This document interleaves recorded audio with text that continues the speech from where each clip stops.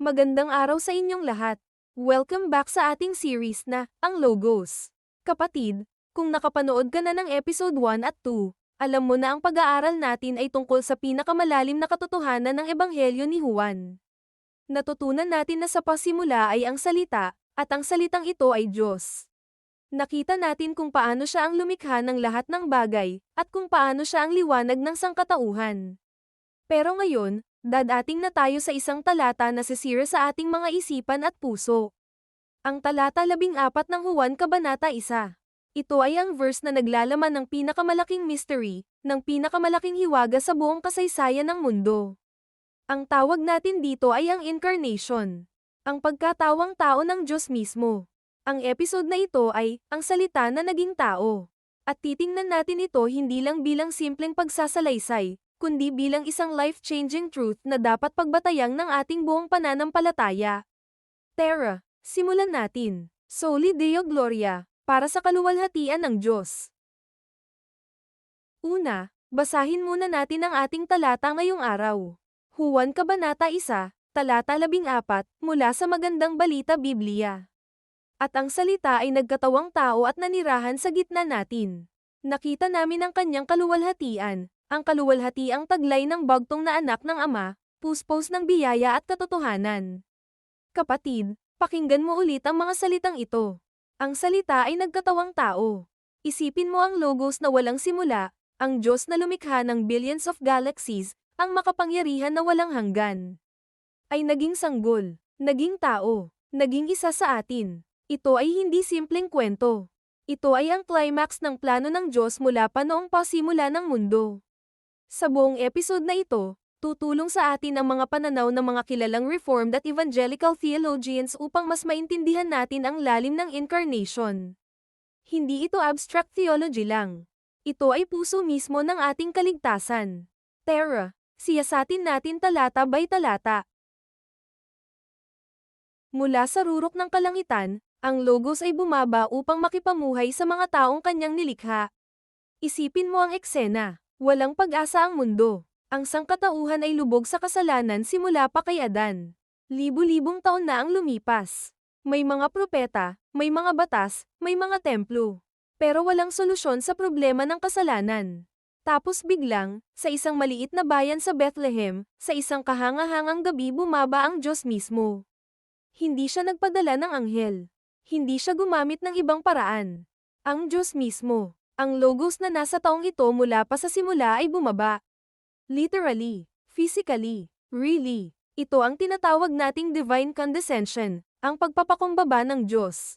Hindi dahil kailangan niya, kundi dahil minahal niya tayo ng higit pa sa ating may imagine. Ang Diyos ay dumating hindi upang magtayo ng earthly kingdom. Hindi para sa political power, kundi upang magligtas, upang maging tagapagligtas na hindi lang namin naiintindihan sa concept, kundi nakikita, nahihipo. Nakakasama, kapatid, ang Diyos ay hindi masyadong holy para lumapit sa atin. Siya mismo ang lumapit, ganyan siya ka-desperate para sa atin. Ngayon, halika at pag-aralan natin ang isang napakahalagang salita sa talatang ito. Ang salitang Griego na, sarx, na ang ibig sabihin ay laman, flesh. Kapatid, pansinin mo hindi sinabi ni Apostol Juan na ang logos ay naging anthropos lang, na ang ibig sabihin ay tao, o human being, sa general sense. Hindi, ginamit niya ang salitang sarx. Bakit importante ito? Kasi ang sarx ay tumutukoy sa literal flesh. Marupok, mortal, vulnerable. Ang sarx ay dumudugo kapag nasugatan. Nauuhaw, nagugutom, napapagod. Sa paggamit ni Juan ng salitang ito, sinasabi niya hindi lang si Jesus ay nag-disguise bilang tao. Hindi lang siya nag-pretend. Hindi siya naging hologram or spiritual apparition. Tunay na laman. Tunay na katawan. Tunay na dugo. Ito ay direktang kalaban ng mga heresy noong unang siglo. May mga grupo noon tulad ng Gnostics na nagsasabi na imposible para sa Holy God na maging physical flesh, kasi, masama, daw ang material na mundo. Pero si Juan, sinupalpal niya yan agad. sarx, laman. Si Kristo ay naging kaysa natin sa lahat ng bagay, sa pagkapagod, sa gutom, sa sakit, sa tukso. maliban lang sa kasalanan. Kapatid, alam mo ba kung ano ang ibig sabihin nito? Kapag ikaw ay pagod, alam niya yung feeling na yan.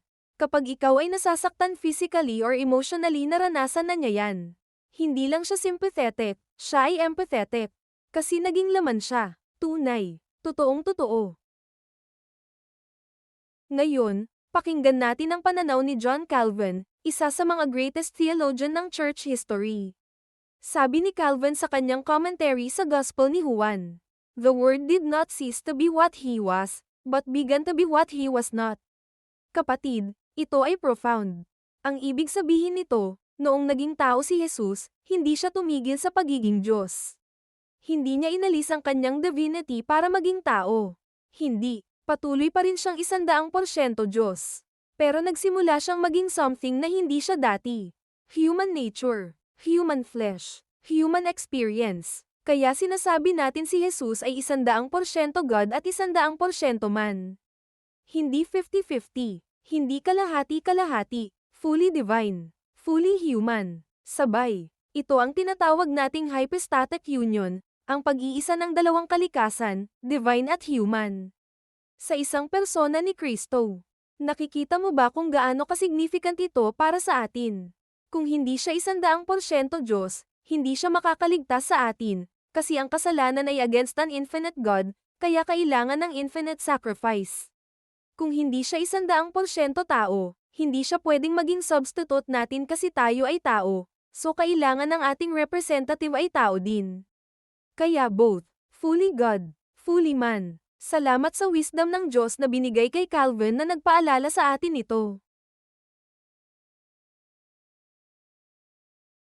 Ngayon, tingnan natin ang pananaw ng isa pang giant of the faith, si Charles Spurgeon, ang Prince of Preachers. Si Spurgeon ay maraming mensahe tungkol sa incarnation, pero ang consistent theme niya ay ito, ang condescension ni Kristo.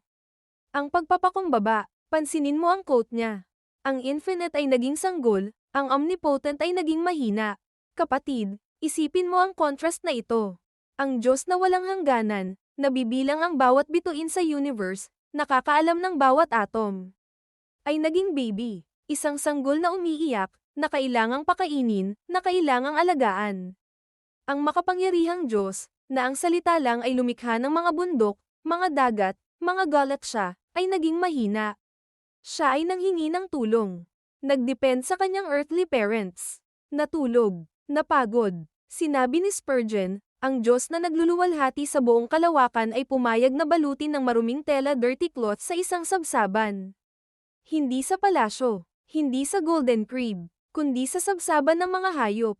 Bakit? Para sa iyo. Para sa akin. Kapatid, kung ikaw ay feeling mo ngayon na mababa ka, na walang kwenta ka, na hindi ka importante, tingnan mo si Jesus. Ang hari ng sangkalangitan ay pumayag na ipanganak sa pinakamababang kondisyon para ipakita sa iyo kung gaano ka ka-precious sa kanya. Ang crown ay naging manger. Ang throne ay naging cross. Yan ay pagmamahal. Tunay na pagmamahal. Ngayon, may isa pang beautiful connection dito na gusto kong ipakita sa inyo. Ito ay mula sa scholar na si Leon Morris. Pansinin mo ang salita sa talata. Nanirahan sa gitna natin. Sa Griego, ang salita ay skeno, na ang literal meaning ay, to pitch a tent, o, the tabernacle. Ang ibig sabihin, si Jesus ay nagtabernakulo sa gitna natin. Bakit importante ito? Kasi may connection ito sa Old Testament. Alalahanin mo, noong nasa disyerto ang Israel, may tabernacle na ginawa si Moses. At ang Shekinah glory ng Diyos, ang visible presence ng Diyos, ay nasa loob ng tabernacle na yon. Kapag gusto ng mga Israelita na makipag-meet sa Diyos, pupunta sila sa tabernacle. Pero ngayon, si Jesus mismo ang bagong tabernacle. Ang presensya ng Diyos ay hindi na nakakulong sa isang tent made of cloth. Kundi nandito na, visible, tangible, sa katawang tao ni Kristo. At tingnan mo ang progression. Old Testament tabernacle, temporary, symbolic, limited. Si Jesus ang tunay na tabernacle. Ang literal presence ng Diyos. Church, believers ngayon, dahil kay Kristo, tayo na ang templo ng Holy Spirit. Kaya nga sabi sa 1 Corinthians 6:19, ang katawan natin ay templo ng Holy Spirit. Kapatid, Ang Diyos na dating unreachable ay naging Emmanuel, God with us. Hindi lang malapit, kasama, nakatira, nandito. Ngayon, let's dive deeper sa ending ng verse 14. Sabi ng talata, si Jesus ay puspos ng biyaya at katotohanan. Ang scholar na si D.A. Carson ay nag-expound ng tatlong bagay dito: glory, grace, at truth. Una, glory. Sinabi ni Carson, nakita natin ang kanyang kaluwalhatian, pero hindi sa external, flashy na paraan. Hindi sa ginto, hindi sa crown, hindi sa political power, kundi sa kanyang pagkatao at sa kanyang mga gawa. Ang glory ni Jesus ay nakikita sa kanyang compassion sa mga leper, sa kanyang mercy sa prostitute, sa kanyang love sa tax collectors. Nakita ito sa kanyang willingness na mamatay sa krus para sa mga makasalanan. Yan ang glory. Hindi worldly glory, kundi divine, sacrificial glory. Pangalawa, grace. Ang biyaya. Kapatid, alam mo ba kung ano ang grace? Hindi ito yung getting what we deserve. Kasi kung ano ang deserve natin, it's condemnation. It's punishment. Grace is getting what we don't deserve. Kapatawaran, acceptance, pagmamahal. Si Carson, sinabi niya, ang biyaya ni Kristo ay sapat, sufficient, hindi kulang. Hindi kailangan ng dagdag. Kahit gaano kalaki ang iyong kasalanan, kahit gaano kadami ang iyong failures, ang grace ni Jesus ay more than enough para takpan yan lahat. Kaya nga tayo ay saved by grace, through faith, hindi dahil sa gawa.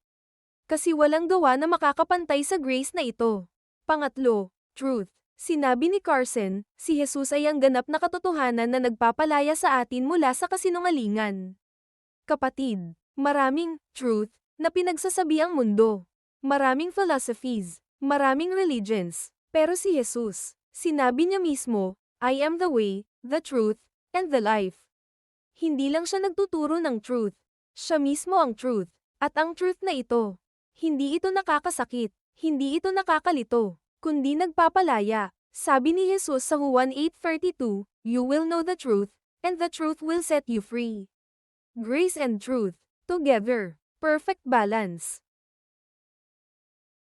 Kapatid, bago tayo mag-proceed, importante na maintindihan natin ang konsepto ng shadow versus reality.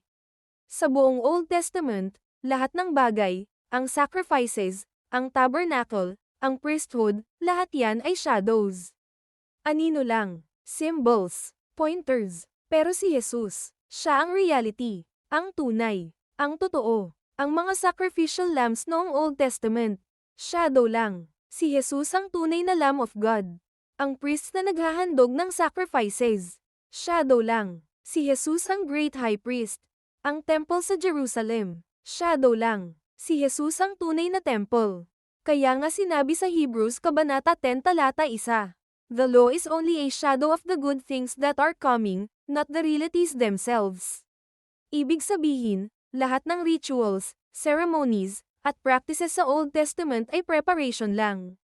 Parang preview, parang trailer ng movie. Pero pagdating ni Jesus, the full movie na, the full reality. Kaya kapatid, kung minsan tayo ay nawawalan ng gana sa Old Testament kasi parang irrelevant, isipin mo na bawat page, bawat story, bawat prophecy ay pointang kay Jesus. Basahin mo ang Old Testament with Jesus in mind, at makikita mo ang coherence. Ang big picture. Ang storyline na leading to the incarnation. From shadow to reality. From promise to fulfillment. Ngayon, may isa pang powerful insight na gusto kong i-share from R.C. Sproul. Si Sproul ay nag-emphasize sa isang bagay, ang Shekinah glory. Alam mo ba ang Shekinah glory? Ito ay ang visible manifestation ng presence ng Diyos sa Old Testament. Naaalala mo ba noong burning bush kay Moses? Shekinah glory. Noong pumasok sila sa Red Sea at may pillar of fire. Shekinah glory. Noong pumasok ang glory ng Diyos sa tabernacle at puno ang lugar ng ulap at liwanag. Shekinah glory. Pero alam mo ba ang problema? Ang glory na yan ay nakakatakot. Bawal lapitan. Si Moses pa nga, hindi pwedeng tingnan directly ang mukha ng Diyos kasi mamamatay siya. Kaya tinakpan ni God ang mukha niya at pinapakita lang ang back, or glory, na dumaan. Ang high priest pa nga, once a year lang pwedeng pumasok sa Holy of Holies at kailangan may rope sa paa niya just in case mamatay siya sa loob, para ma-pull out siya. Glory, yes, pero distant, unreachable, dangerous. Pero kay Jesus, everything changed. Itinuro ni Sproul, ang Shekinah na glory na dating nakakatakot lapitan ay naging malapit sa atin. Approachable, touchable. Nakita natin ang mukha ng Diyos sa mukha ni Jesus nang hindi tayo namamatay. Sa halip, nabubuhay tayo. Nahahayagan tayo. Napapalapit tayo. From clouds and lightning, to the cross, to love heart. Kapatid, yan ang ganda ng incarnation. Ang Diyos na dating hindi pwedeng lapitan ay lumapit sa atin. Hindi upang patayin tayo, kundi upang iligtas tayo. Ang glory na dating nakakatakot ay naging glory na nagmamahal. Salamat, Jesus. Ngayon, sa summary, tingnan natin ang journey ng Logos, ang journey ni Jesus, sa 4 na stages. Una, pre-existence. Sa pasimula ay ang salita.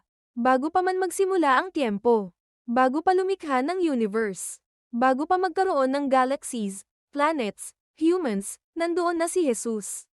Kasama ng Ama, kasama ng Holy Spirit, sa perfect fellowship ng Trinity. Ikalawa, incarnation. Naging laman ang salita. Ang eternal word ay naging baby. Ang Diyos ay naging tao. Ang immortal ay naging mortal. Sa isang maliit na bayan.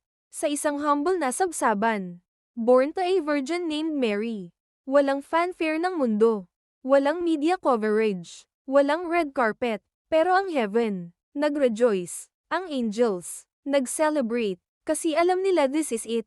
The rescue mission has begun. Ikatlo, ministry. Tumahan sa gitna natin. For 33 years, si Jesus ay namuhay dito sa earth. He walked our roads, ate our food, experienced our struggles. He taught, He healed, He comforted, He confronted, He loved. He perfectly fulfilled the law na walang sino mang tao ang nakakapag-fulfill. He resisted every temptation na lahat tayo ay binagsak. He lived the perfect life na dapat tayo ang namuhay pero hindi natin kaya. At sa climax ng ministry niya, He died. Sa cross, bearing our sins, taking our punishment, becoming our substitute. Ika-4, glory. Nakita namin ang kanyang glory.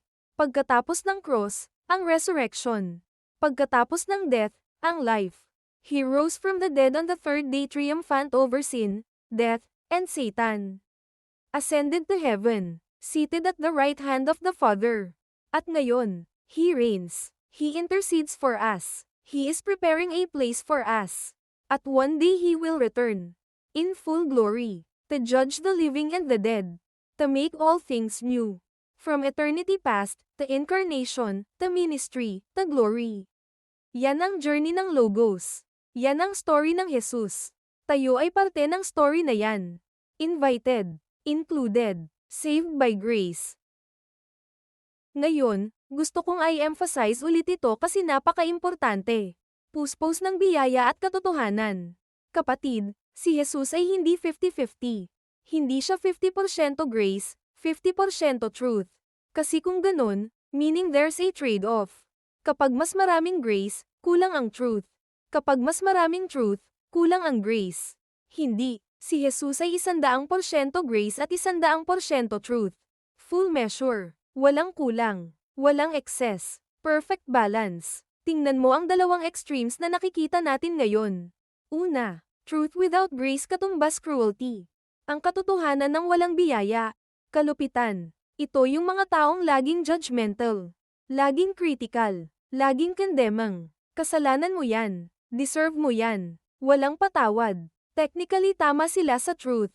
Pero walang compassion. Walang mercy. Walang love. Parang yung Pharisees noong panahon ni Jesus matataas ang standards, pero zero ang puso. Pangalawa, grace without truth katumbas compromise. Ang biyaya ng walang katotohanan.